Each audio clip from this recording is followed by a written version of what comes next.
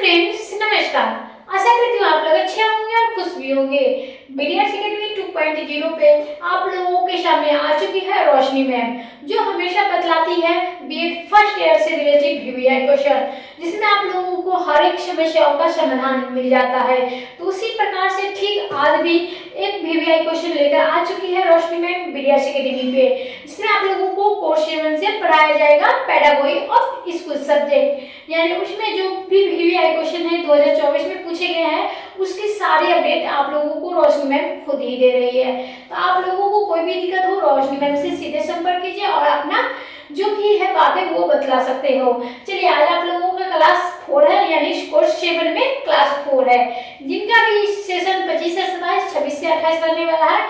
उन सारे विद्यार्थियों के मैं एक एक करके क्लास आप लोगों को करा रही हूँ। आप लोगों को कोई भी दिक्कत ना हो, क्योंकि आप लोगों को मैं बता दूं, आप लोगों का जो 25 से 27 जिनका भी सेशन है, उन लोगों को है एग्जाम अप्रैल में होने वाली है। तो जल्दी से तैयारी कर लीजिए, आप लोग अच्छी तरीके से तैयारी कीजिए, ताकि आप लोगों को हर एक अपडेट क्वेश्चन आने से पहले ना छूटे।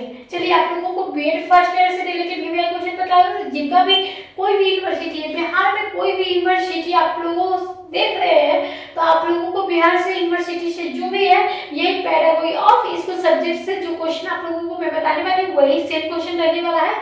चलिए, हम लोग चलते हैं क्वेश्चन पे। यानी क्वेश्चन क्या है, तो क्वेश्चन आप लोगों के सामने यहाँ पे क्या है, तो यहाँ पे आप लोगों को मतलब आगे हम क्वेश्चन पे, अब हम क्वेश्चन को देख लेते हैं क्या है। तो क्वेश्चन आप लोगों के सामने यूनिट 1 से है। जो क्वेश्चन है आप लोगों का सहसंबंध से आपका तात्पर्य और सामाजिक विज्ञान के अन्य विषयों का सहसंबंध स्थापित करें। क्या क्वेश्चन पूछ रहा है, पेडागोजी ऑफ स्कूल सब्जेक्ट से जो आप लोगों को सामाजिक विज्ञान का शिक्षण शास्त्र से पढ़ाया जा रहा है, जो आप लोगों को 2024 का वीवीआई क्वेश्चन है। चलिए, हम लोग बात कर लेते हैं फिर से। तो सहसंबंध से आपका क्या तात्पर्य है और सामाजिक विज्ञान का जो है अन्य विषयों का सहसंबंध स्थापित करें। यानी हम लोग चलते हैं, किसी भी क्वेश्चन का आंसर देने का तरीका आप लोगों को पता है कि रोशनी मैम किस तरीके से आप लोगों को क्वेश्चन का आंसर देना सिखाती है।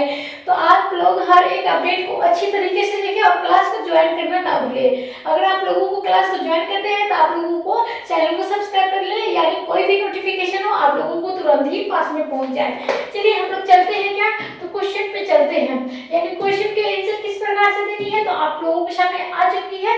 तो आप लोगों को मैं बता दूं, ये आप लोगों को पीडीएफ है, जिसमें आप लोगों को किताब से ही ली गई है। चलिए, पहला जो आंसर है वह है किस प्रकार, तो पाठ्यक्रम के विषयों को इस प्रकार व्यवस्थित करना जिससे कि एक विषय के शिक्षण में दूसरे विषयों का ज्ञान सहायक हो सके और सहसंबंधित सिद्धांतों को कहते हैं। और इस संबंध के अनुसार नवीन शिक्षण तभी ग्रहण हो सकता है जब उनका संबंध हमारी चेतनाओं में विद्यमान विचारों से स्थापित किया जा सकता है। और इसी पूर्व ज्ञान के सहारे शिक्षक नवीनतम जो होते हैं छात्रों को रुचि तथा ध्यान की केंद्रित करना चाहिए, तभी नवीन ज्ञान अस्थायी हो सकता है। क्या हो सकता है, तो नवीन ज्ञान जो अस्थायी होगा किस प्रकार से होगा, तो पूर्व ज्ञान के सहारे शिक्षक के नव विज्ञान के छात्रों को रुचि और ध्यान का केंद्रित करना, तभी क्या होगा, नवीन ज्ञान का अस्थायी हो सकता है।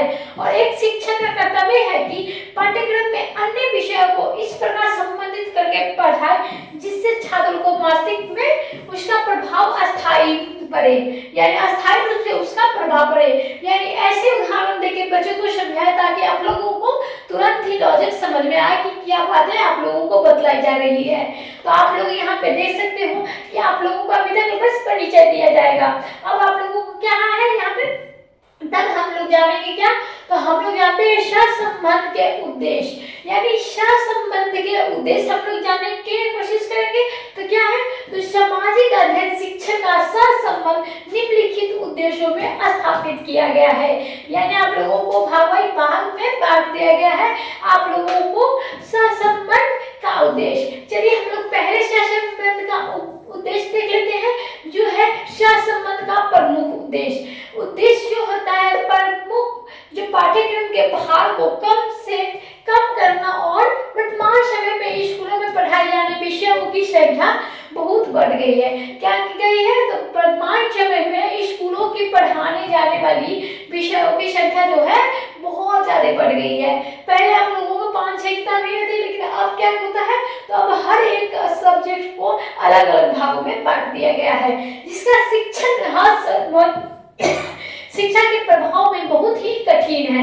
अतः सामाजिक अध्ययन का शिक्षण दूसरे विषयों के साथ सहसंबंध स्थापित करके किया जाता है। क्या किया जाता है, तो सामाजिक अध्ययन जो है शिक्षण के दूसरे विषयों के साथ सहसंबंध स्थापित करके किया जाता है।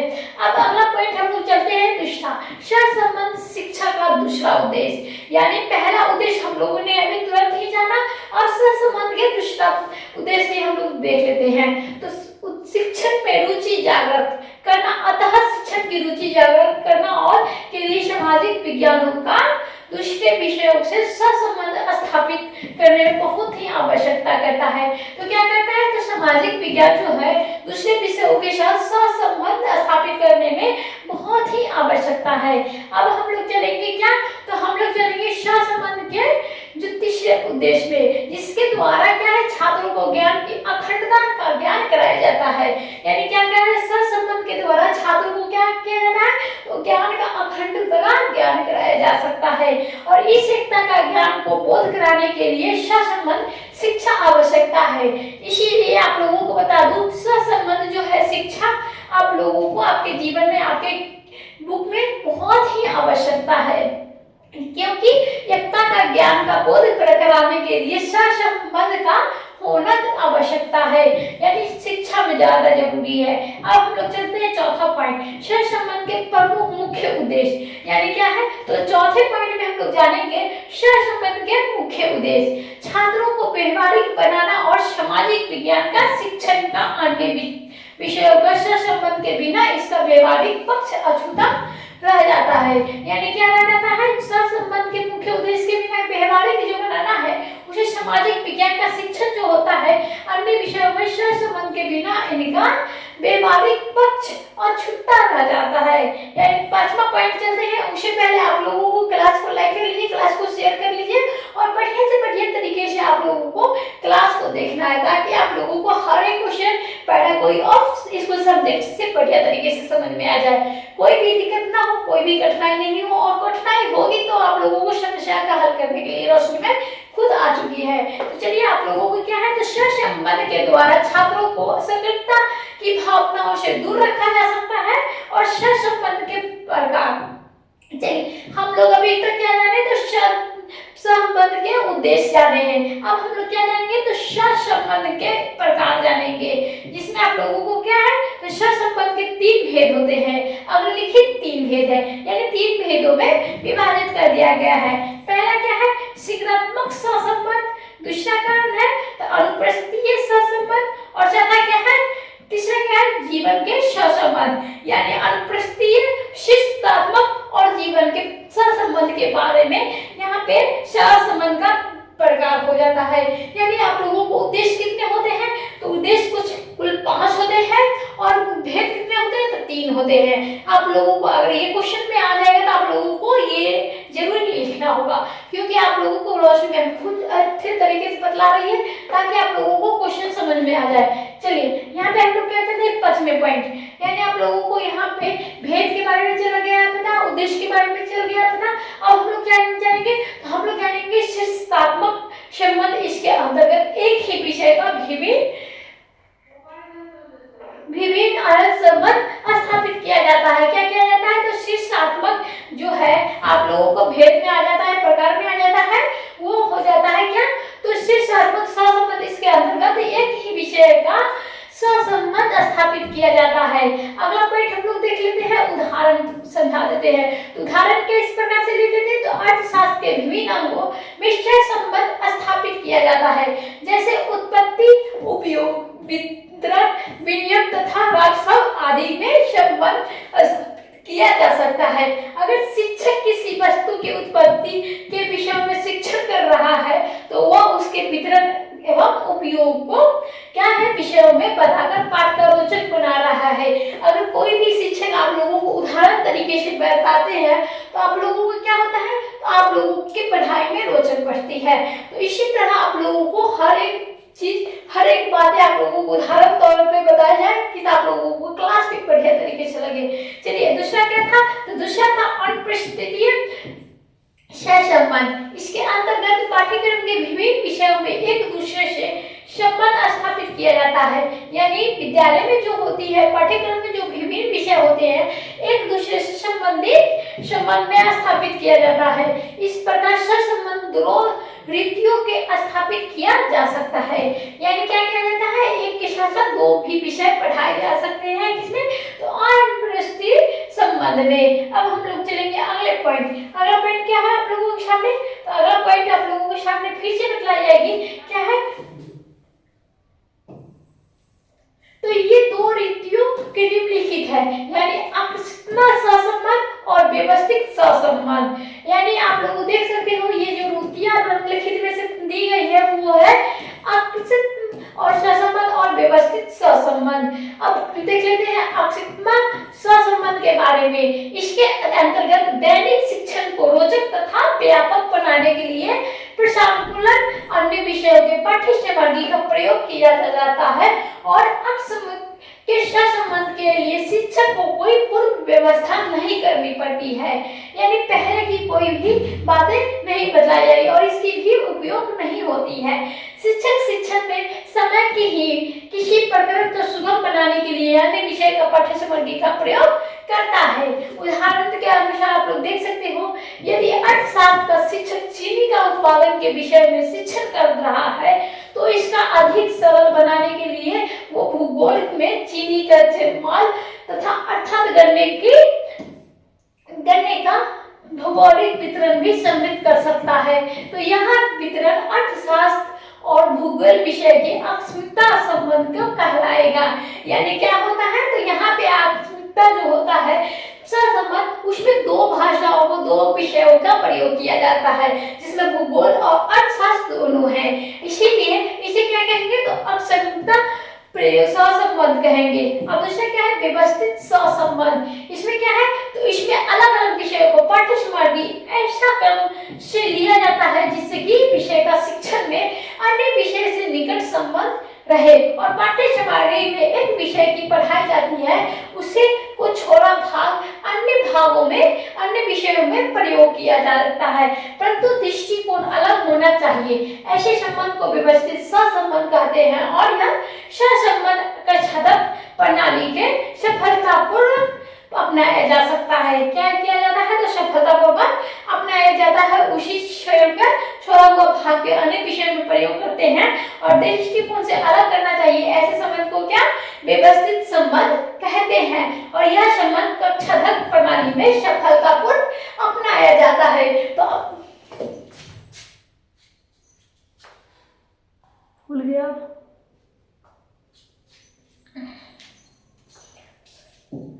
चलिए अब हम लोग क्या चलते हैं, हम लोग चलते हैं तीसरे पॉइंट पर। यानी तीसरा पॉइंट क्या था, जीवन में सहसंबंध। तो आप लोगों को 3 भेद थे, यानी आप लोगों को तीसरा भेद क्या है, तो सहसंबंध जीवन के। इसके अंतर्गत शिक्षा के बाल जगत क्रियाकलापों में संबंध से स्थापित किया जाता है और अर्थशास्त्र के जीवन में संबंधित करने के मुख्य अभिप्राय और नियमों को सिद्धांतों एवं प्रवृत्तियों का शिक्षा ब्रह्म जगत प्रयासों में दी जाती है, जिससे क्या होता है, तो अर्थशास्त्र का प्रयोग व्यवहारिक जीवन के में कर सकते हैं। तो क्या होता है, तो अर्थशास्त्र को हम अपने जीवन में प्रयोग कर सकते हैं, यानी व्यवहारिक जीवन में भी कर सकते हैं। तो आप लोगों को यहाँ पे 3 भेद अच्छी तरह से समझा दिया गया है। अब हम लोग क्या चलेंगे, तो अब हम लोग चलेंगे यहाँ पे सामाजिक भूगोल, सामाजिक विज्ञान के अध्ययन के अन्य विषयों में। तो यहाँ पे हम लोग देख लेते हैं, जो हम लोग आप चलते हैं यहाँ पे, तो हम लोग चलते हैं सामाजिक विज्ञान के अध्ययन अन्य विषयों पर। तो सहसंबंध सामाजिक विज्ञान का अध्ययन विषय के अंतर्गत अर्थशास्त्र के अन्य विषयों में निम्न प्रकार सहसंबंध स्थापित किया जा सकता है। तो क्या किया जाता है, तो अंतर जो है सहसंबंध के अंतर जो निम्नलिखित प्रकारों में आप लोगों को किया जाएगा विभाजित। यहाँ पे स्थापित किया गया पहला तो अर्थशास्त्र तथा भूगोल में। तो अर्थशास्त्र एवं भूगोल में क्या है, तो भूगोल के अंतर्गत विश्व की प्रकृति दशाओं में उपज की आदि वर्णन किया जाता है और मनुष्य तथा पृथ्वी एवं उसकी प्रकृति दशा में जलवायु वन जीवन जंतु खनिज पदार्थों में भूगोल की प्रकृति परिस्थितियों के अंतर्गत आते हैं, परंतु अर्थशास्त्र में इनको भूमि के अंतर्गत रखा गया है।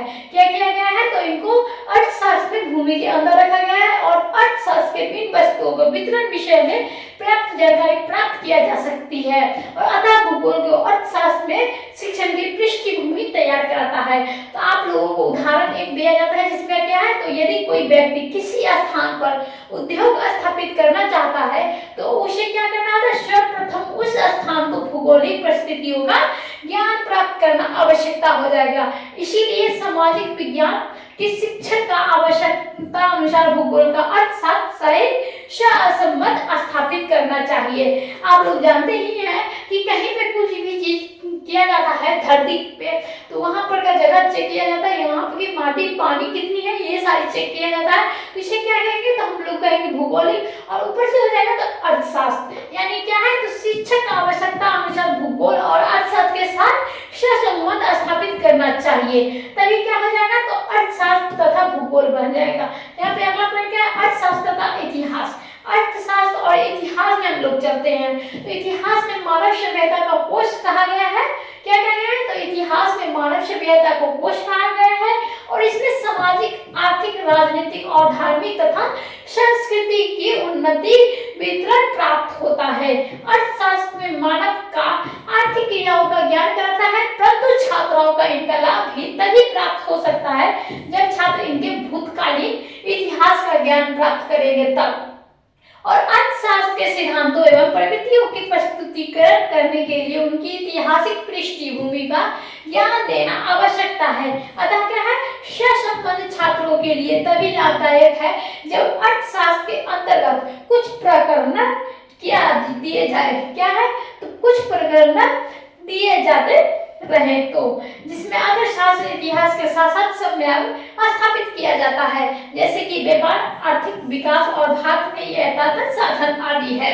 यानी क्या है, जैसे व्यापार आर्थिक विकास और भारत के यथातथ साधन हो, इसलिए हम कहेंगे अर्थशास्त्र में इतिहास। यानी आप लोगों को अर्थशास्त्र भूगोल भी दिखाया गया और साथ इतिहास भी दिखाया गया है। अब क्या देखेंगे, अर्थशास्त्र में हम लोग नागरिक शास्त्र को भी देख लेते हैं। तो नागरिक शास्त्र में सामाजिक जीवन नागरिक एवं कर्तव्यों एवं अधिकारों का वर्णन किया जाता है, जबकि क्या किया जाता है, जबकि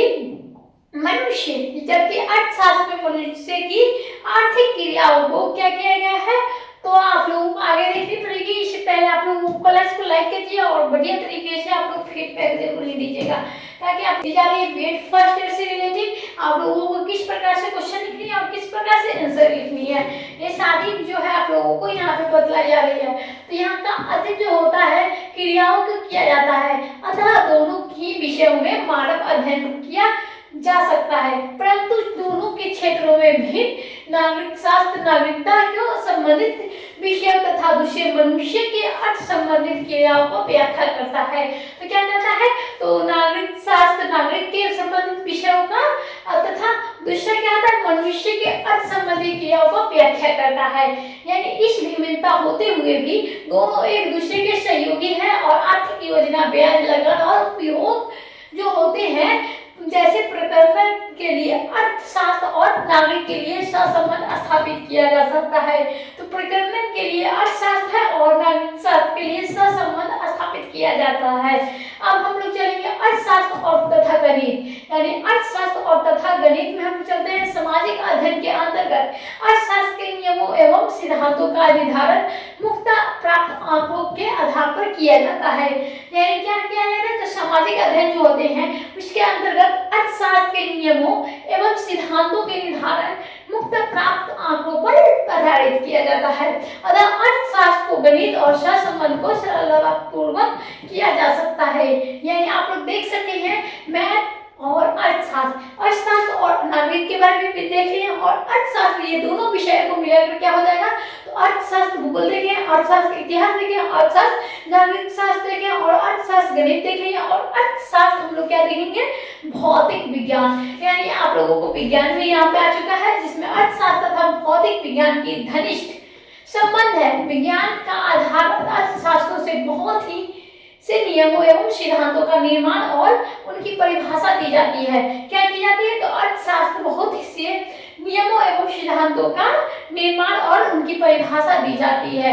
उत्पत्ति तथा उपयोग की परिभाषा भौतिक विज्ञान तत्वों पर आधारित है कि न तो केवल पदार्थ का उत्पादन किया जा सकता है और न ही पुनर्तः का नष्ट किया जाता है। खनिज पदार्थ, वन संपदा और यातायात के साधन आदि जैसे प्रकरणों में हम अर्थशास्त्र तथा भौतिक शास्त्र का सहसंबंध कर सकते हैं। यानी क्या करना है? तो यहाँ पे सहसंबंध कर सकते हैं किस किस विषयों के साथ। तो आप लोगों ने यहाँ पे देखी, तब चलते हैं छठा पॉइंट। यानी छठा पॉइंट में आप लोगों को अर्थशास्त्र तथा गृह विज्ञान यानी अर्थशास्त्र एवं होम साइंस के बारे में हम जानते हैं। तो इसमें सहसंबंध कर सकते हैं। अर्थशास्त्र तथा गृह विज्ञान जो होते हैं एक दूसरे से घनिष्ठ संबंध है और शास्त्र के नियमों तथा सिद्धांतों के आधार पर गृह व्यवस्था का उचित रूप से की जा सकती है और पारिवारिक बजट, गरीबों के दूर करने के उपाय, जीवन स्तर में आदि प्रकरणों की अर्थशास्त्र में गृह विज्ञान के आसानी से संबंध स्थापित किया जा सकता है। आप लोगों का बढ़िया तरीके से समझ में आ क्या होगा कि आप लोगों को क्या क्वेश्चन थी?